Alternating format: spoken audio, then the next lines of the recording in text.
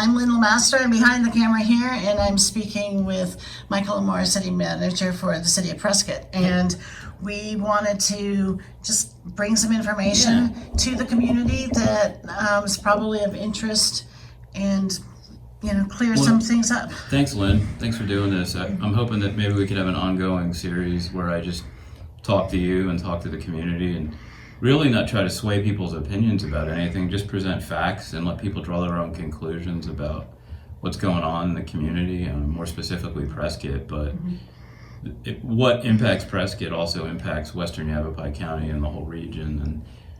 And as I was saying to you before we put the camera on, that one of the things that really I think we need to get more information out to folks on is population growth and the growth and the interest in living in Western Yavapai and Arizona is dramatic. And it's something that, as much as we'd like to say we can control it, we don't control in-migration of people from other places in this country, California specifically, and we could talk a little bit more about California relocation soon. And I have some data about it, but I was sharing with you that my background, I've always grown up in very rapid growth states, whether it was Florida or Georgia. And one difference here I've seen versus those locations, and maybe it's just an East Coast mentality versus the open spaces of the West, is when you live in the Sun Belt, there's an inevitability people are going to move from cold climates or climates where the political climate might be cold, and fill in the blank with that. And we have a warm, pleasant climate politically and from a natural environment perspective, and people want to live here. I always use the example. I grew up around Daytona Beach, and there was about 15 municipalities in the county I grew up in, Volusia County. And over the course of my life, my hometown went from 8,000 people in the late 70s to about 68,000 people now. That's kind of growth rate that you see a lot in Arizona. You see it more in the valley maybe than you see it here, but that's what happened over the course of a 40-year period of time. We got a lot of people from New Jersey and New York, including my parents, moving from colder climates to the south. And each community in the Halifax area where I grew up grew a little different. Some people did it better. I think my hometown did it really well. But they didn't say, let's put the walls up, because that's not realistic. Port Orange, the community I grew up in, did it better than South Daytona, and South Daytona actually did it better than Daytona. And you could see the ways the communities decided to grow and things they did to try to make their community as habitable and pleasant as possible, while absorbing some of the population that inevitably was coming to the community. When I first started with what I'm doing, I interviewed a lady from Dewey, and she was a fifth generation resident of Dewey. So her family had been there forever, and she said when she was little and growing up, she would look in the hills and she'd think, I wish people lived here. I wish there were people for me to play with. I wish there were things to do. And she said, now I'm an adult and I look at all the houses and the hills and stuff, and I think, oh, I already got it. I got my wish. You're right, Lynn. And we can all long for days of yore where it was quiet and small.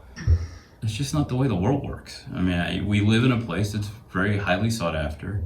I have some data we could talk about. Arizona, since the new millennium, has grown by 1.5 million people.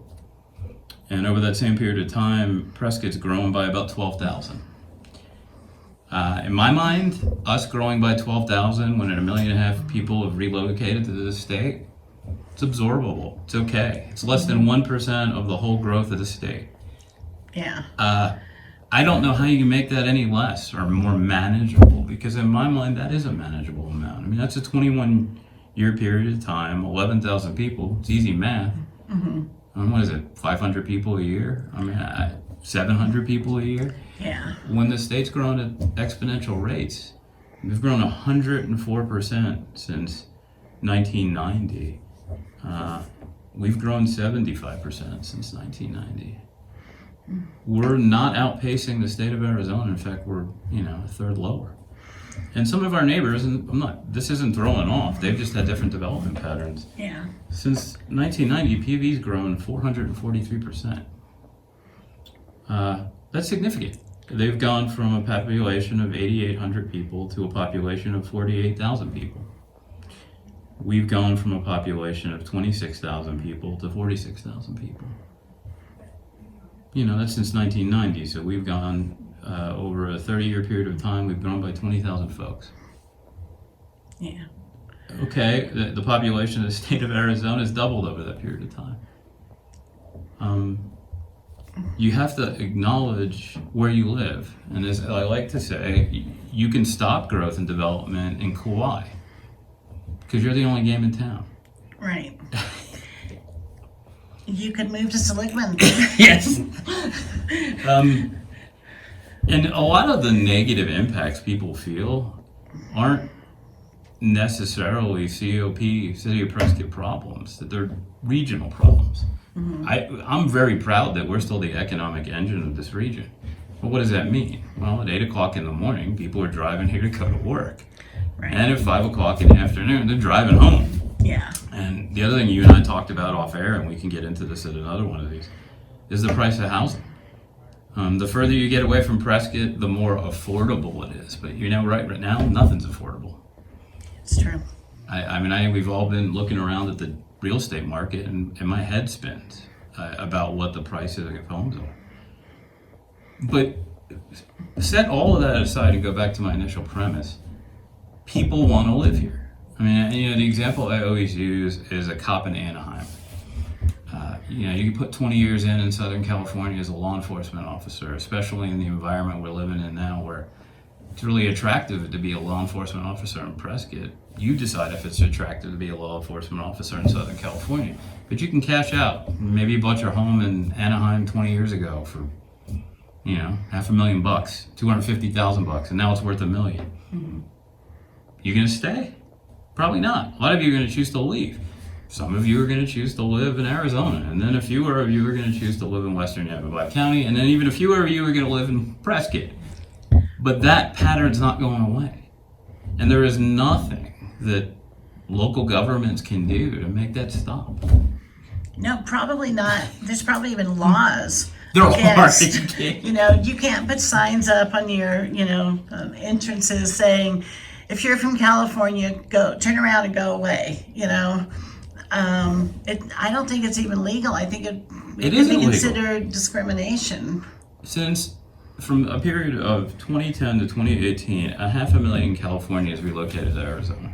500,000. Basically last year with the whole COVID thing, somewhere between 52,000 and 59,000 Californians relocated to Arizona. But when you go back to our growth and development patterns, when I'm saying we're growing by about 1,000 new residents a year over a 20-year period of time, we're taking on some, but boy, let's talk in reality, and I hope that's the purpose of this dialogue, is their impact on this town is negligible. So there's another thing that when I look at social media and I saw all this California hate, get over it. A lot of you actually relocated here from California. Right. And when you talk about such a small percentage impact over the overall growth and development of this region and this state, they're here, they're our neighbors, accept them. Make them part of the community. Because they're not going to stop coming. Right. And, when we had the downturn in the economy a few years ago, it really hurt our community. We had to close 2 schools. That was pretty devastating. They lost jobs. Kids had to be in bigger classrooms. Losing population is not good for a community. It's not healthy. You're dead on. Well, and as I said, we've absorbed about 0.8% of the state's growth since 2000 in Prescott proper. But I'm thrilled the state's growing because we are a sales tax based economy here. I need people coming here. And I need people from the valley coming here on a Friday night, staying for the weekend and dropping money. Yeah. We all do. Or we can't sustain or survive. So that's another reason that, when you whine about the traffic as a community, think about some of the cars coming up from the valley that actually are keeping the quality of life here what it is, because they're paying for the school systems, they're paying for the city employees, the cops and the firefighters. We need them. And the PSPRS. You're right. More than 50% of the revenue comes from outside the city limits of this town. Some of it's coming from the other communities that have grown at exponential rates. I need them to spend money in this town. And they need, in most cases, they're going to need a car to get here. And how reasonable is it to expect a tourist to come here and enjoy themselves, take advantage of the outdoor recreation that we have, take advantage of the events on the plaza that are open every summer, pretty much every summer night, of the fun of Whiskey Row, and not expect that some of those people are going to want to move here. Amen. For all the reasons you just spoke of. Yeah. All the things we enjoy as residents that visitors come here to see, of course it's attractive. Right. So an interesting conversation I had with one of my department heads the other day. She lives in Prescott Valley. She went to our homeowners association annual meeting, and they went around the table, and they're like, "How did you land in Western Everglades?" "Oh, we came for the 4th of July and the rodeo in Prescott." "Well, why EMPV?" "Couldn't find a house in Prescott." So again, the draw you just spoke of is the reason people relocate to this general region. And if people come to Prescott and they can't find a house and they want to move here, so what do they do then? They go to a community next door. They don't stay in Anaheim. Right. So you haven't really stopped the region's growth. You've just shifted it to outlying areas. And you haven't stopped people using water. Nope. They're going to, wherever they live, they're going to be using water. You haven't cut down on cars on the road. No, you haven't. Kids playing in parks. You can make the argument that you've made the sprawl worse. Because the further removed you are from the epicenter of the activities, the more you have to come in to enjoy them. Right. I mean, there's pluses and minuses to that, but my argument is, and it's not an argument, it's in order to do the job I do, you have to be a pragmatist. You have to accept the reality of the condition and try to do the best you can with what you have. And unfortunately, this is going to be a soapbox moment, we live in this era where nobody wants to do that anymore. Everybody wants to take a side and bury their head in the sand. You know what? That's not good for a community. It's not good for this town. It's not good for this region. Would you agree with that, man? Oh, yes. Well, I mean, you have to have growth. You have to, if you have a baby and the baby doesn't grow and stays, who wants to change diapers for the next 40 years, And just a community has that thing too. And I remember when Prescott was pretty small and Fry's was way out on the other side of Gurley. And we had one grocery store out there and we had one Safeway. Well, do you only want one grocery store of each kind anymore? You're dead on. Do you want to lose Sprouts? Because one of the reasons we got a Sprouts was because of the population numbers making sense to that company. Mm-hmm. Same thing with Trader Joe's. People had wanted Trader Joe's here for years. Let alone Costco. And Costco. Mm-hmm. And, it was brought up over and over and over again. And the only way businesses like that you want to come here will come here is if they think the population can support it. It's interesting that, and this gets back to, individual hypocrisy. All the amenities that people enjoy are only here because there's people. And one thing that I would ask people holistically, and I try to do in my own life, be a little self-reflective. Like, I moved here, it's almost 5 years ago, and I like it. And I tell people back east how great of a town it is. And there's some people in my family who have thought about getting a place out here. If that's okay for me and my family, then it's okay for somebody down the street or that maybe coming here tomorrow from Anaheim. Or remember, in a lot of respects, you just came here too. And own your own life. Own the fact that you liked it in 2008. Why can't somebody else like it in 2021?